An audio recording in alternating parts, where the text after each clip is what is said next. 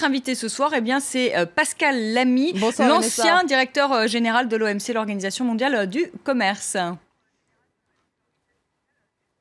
Oui, qui est aujourd'hui président éméritus de l'Institut Jacques Delors, Pascal Lamy. Alors Manuel Valls, Vanessa, aujourd'hui a mis en garde contre une dislocation de l'Europe parce qu'il était à Davos en compagnie d'Alexis Tsipras, le Premier ministre grec, et également de Wolfgang Schäuble, le ministre des Finances allemand. Et Manuel Valls a dit que s'il y avait un Brexit, c'est-à-dire une sortie du Royaume-Uni de l'Union européenne, eh bien ça serait une catastrophe, que l'Europe tout simplement pouvait sortir de l'histoire si elle ne relevait pas le défi des réfugiés et du terrorisme. Pascal Lamy, pensez-vous qu'on risque une dislocation de l'Europe? Georges Soros l'a dit d'ailleurs même avant Manuel Valls. Oui, Georges Soros est un financier, Manuel Valls est un politique. Je serais moins alarmiste, mais pour autant, je pense qu'il y a beaucoup de vrai dans ce qu'il dit. L'Europe est aujourd'hui confrontée à une série de difficultés économiques, sociales, géopolitiques. Ce qui se passe en Russie et en Ukraine n'est pas non plus très rassurant. Et l'affaire de la migration est quelque chose qui traumatise les Européens.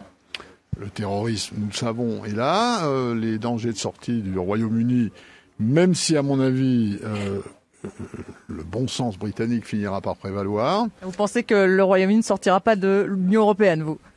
Je n'en suis pas sûr et c'est à eux de décider. Mais disons, si j'avais un pari à faire, je pense que ce sont des gens de bon sens et ils sont capables de réaliser que ce sera une très mauvaise affaire pour eux. Je pense accessoirement que ce sera aussi une très mauvaise affaire pour nous parce qu'on a besoin des Britanniques. Construire l'Europe, c'est une affaire de civilisation, nous avons besoin d'eux. Donc, je pense que Manuel Valls est peut-être un peu alarmiste. C'est assez normal parce que le Premier ministre français, pour l'instant, est soumis à des pressions, et notamment en matière de sécurité. La France, comme vous le savez, est une cible terroriste très particulière, et donc c'est normal que ça soit au premier rang de ses pensées. Je pense que l'Europe va finir par surmonter toutes ces questions. Alors comment ? D'abord pour une raison assez simple, mais qui prend peut-être un peu de temps à réaliser, c'est que aucun de ces défis ne peut être surmonté par nos pays individuellement. Nous serons tous plus faibles face au terrorisme, face à la Russie. Si chacun des pays essaie de traiter cette affaire de vague de migrants, on sait bien que ça ne donnera pas de résultat. Et même en termes de croissance, je pense que nous pouvons faire mieux ensemble qu'individuellement. Et pourtant, on se barricade, les pays se barricadent aujourd'hui, Pascal Lamy. Et il est normal qu'en l'absence de ce qui devait accompagner Schengen, c'est-à-dire la libre circulation à l'intérieur de l'Union, en l'absence d'une gestion commune des frontières, non pas qu'elle n'ait pas été proposée, et la Commission européenne propose ça depuis 30 ans, mais parce que les États ne voulaient pas qu'un douanier roumain contrôle une frontière allemande. Bien. Eh bien, il va falloir y venir parce que la libre circulation est un acquis formidable.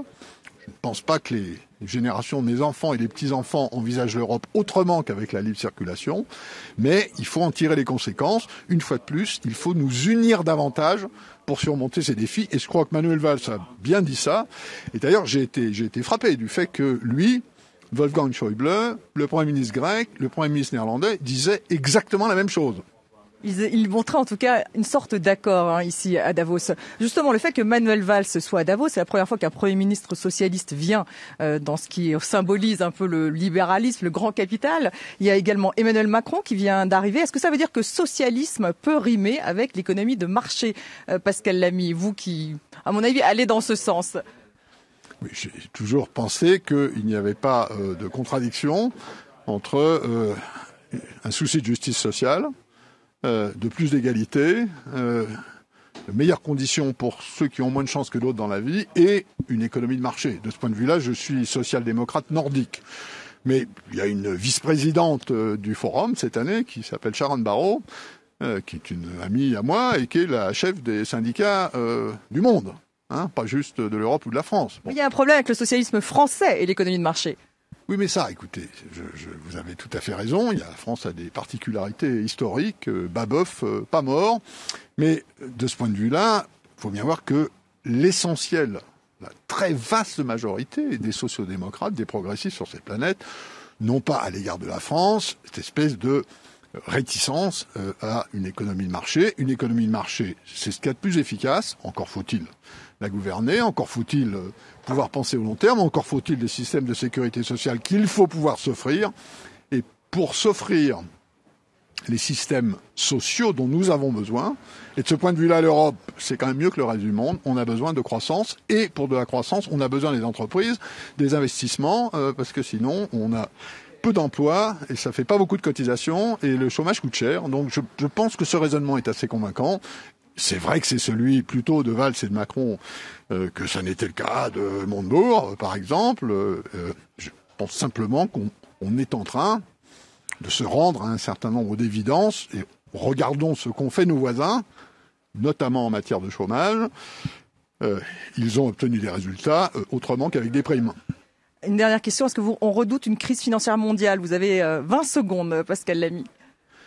La situation est un peu volatile, les marchés financiers bougent beaucoup. Je pense que ce sera le cas aussi longtemps que nous avons des politiques monétaires comme actuellement, c'est-à-dire extrêmement laxistes. Tant qu'il y a plein de monnaies qui circulent, et il faudra à un moment en sortir, tant qu'il y a plein de monnaies qui circulent, tout le monde peut emprunter, faire des coups, donc je pense que c'est inévitable. Je ne crois pas pour autant qu'il y ait un risque systémique du type celui qui s'est matérialisé en 2007-2008. Merci, Pascal Lamy. Et voilà, Vanessa, moi je vais interviewer tout à l'heure Patrick Pouyanné, le patron de Total, et lui va réagir sur la chute du prix du pétrole dont on parle beaucoup ici à Davos.